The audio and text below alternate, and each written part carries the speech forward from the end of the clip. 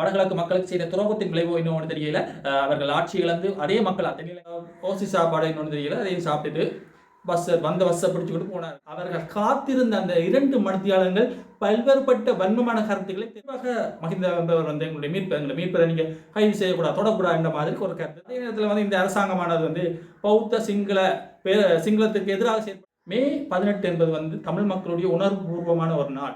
புலம்பெயர் தமிழர்களை திருப்திப்படுத்துவதற்காகத்தான் மே மாதம் இந்த விசா சட்டம் தன்னுடைய கடமையை செய்யும். அந்த சட்டமானது அனைவருக்கும் சமமாக இருக்க வேண்டும். தொடர்ச்சியாக பல்வேறுபட்ட புஷ்பானங்களை சந்தித்து வருகின்ற மஹிந்த அணியினர் நேற்றும் ஒரு புஷ்பானத்தை சந்தித்திருக்கிறார்கள். குறிப்பாக நேற்றைய தினம் முக்கியமாக வெறும் வாக்கு மூலம் பெறுவதற்காக மட்டுமே மஹிந்த அவர்கள் அழைக்கப்பட்டிருந்தார். ஆனால் ஏதோ அவர் சிறையில் அடைக்கப்பட போகிறார், பாரிய குற்றத்தின் பேர் நீண்ட காலமாக சிறையில் இருந்து வாடப்போகிறார் என்ற ரீதியில் அவருடைய கட்சி ஆதரவாளர்கள் பல்வேறுபட்ட இடங்களில் நேற்றைய தினம் போராட்டத்தை மேற்கொள்ள திட்டமிட்டிருந்தார்கள். ஆனால் அந்த போராட்டங்கள் வெறும் புஷ்பானமாக போய்விட்டதை நேற்றைய தினம். குறிப்பாக அவர் 2 மணித்தேலம் தான் அவர் வாக்குமூலம் வழங்கியிருப்பார். பிறகு அவர் ஒரு 12 மணி போல திரும்ப தன் காரை எடுத்துக்கொண்டு போயிட்டார். அப்போ போராட்டத்துக்கு தயாராக இருந்த அவருடைய கட்சி தொண்டர்கள் என்னடாப்பா இது இப்படி நடந்துட்டு மாதிரி ஓசி சாப்பாடு இன்னொன்று தெரியல, அதையும் சாப்பிட்டுட்டு பஸ்ஸை பிடிச்சுக்கிட்டு போனார்கள் என்ற மாதிரி தான் நேற்றைய தினம் காணப்பட்டது.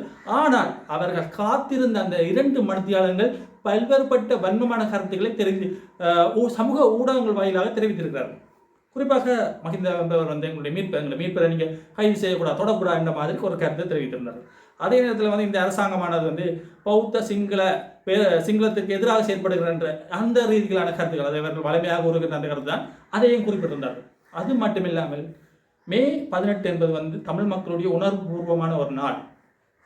அப்போ எவ்வாறான ஒரு நாளை களங்கப்படுத்தும் விதமாக புலம்பெயர் தமிழர்களை திருப்திப்படுத்துவதற்காகத்தான் மே மாதம் இந்த விசாரணைகளை, இந்த வாக்குமூலத்தை இந்த அரசாங்கம் மேற்கொள்கிறது என்ற ஒரு பாரிய ஒரு புதிய கண்டுபிடிப்புகள், பெரிய விஞ்ஞானிகள் என்று நினைக்கின்ற புதிய ஒரு கண்டுபிடிப்பை கண்டுபிடித்து கூறியிருக்கிறார்கள்.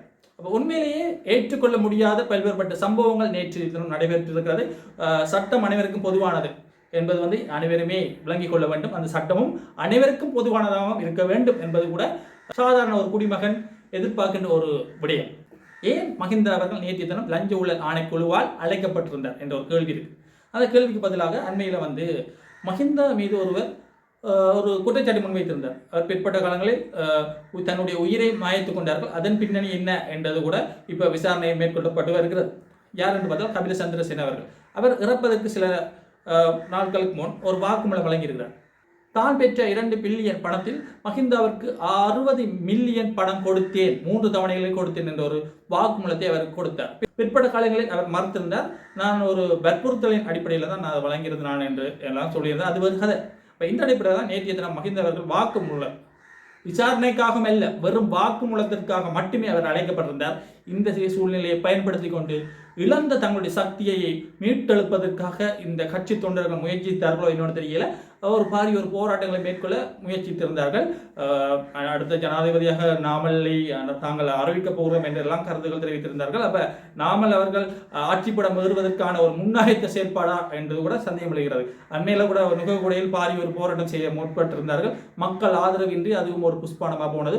தொடர்ச்சியான பல்வேறுபட்ட புஷ்பானங்களை சந்தித்து வருகின்ற இவர்களுக்கு ஒரு ஒழுங்கான புஷ்பானத்தை கொடுங்கள் என்ற மாதிரி பரிதாப நிலையை நேற்றைய தினம் ஏற்பட்டிருக்கு. அந்த பரிதாப நிலையிலும் மற்றவர்களை பரிதாபத்துக்கு உள்ளாக்கும் விதத்தில் மக்களுக்கு பல்வேறுபட்ட சிரமங்களை ஏற்படுத்தும் விதமாக அவர்களுடைய போராட்டம் காணப்பட்டதாக பல்வேறுபட்டவர்கள் குற்றம் சுமத்தி வருகிறார்கள். தொடர்ச்சியாக பார்ப்போம் என்ன நடக்கப் போகிறது. மஹிந்த அணி வருங்காலத்தில் கைது செய்யப்படுவார்களா, அல்லது ரணில் கைது செய்யப்பட்டது போல் மஹிந்தாவும் கைது செய்யப்பட்டு சிறையில் அடைக்கப்படுவாரா, அவர் அடைக்கப்பட்டால் இந்த நாட்டில் எவ்வாறு சட்ட ஒழுங்கு பண்ணப்பட போகிறது என்ற ரீதியில் பல்வேறுபட்ட கேள்விகள் எழுப்பப்பட்டு வருகிறது. தொடர்ச்சியாக பார்ப்போம் இந்த விடயங்கள் தொடர்பாக.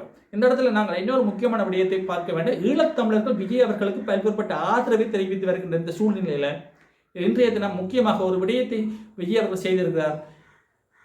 இலங்கையின் கடற்பரப்பில், குறிப்பாக மன்னா பகுதியை சேர்ந்த கடற்பரப்பில் சட்ட விரோதமாக மீன்பிடியில் ஈடுபட்ட தமிழக மீனவர்கள் 6 பேரை உடனடியாக விடுவிக்க முயற்சி செய்யுமாறு மத்திய அரசை நோக்கி விஜய் அவர்கள் கடிதம் எழுதியிருக்கிறார். உடனடியாக விடுவிங்கோ என்ற மாதிரி.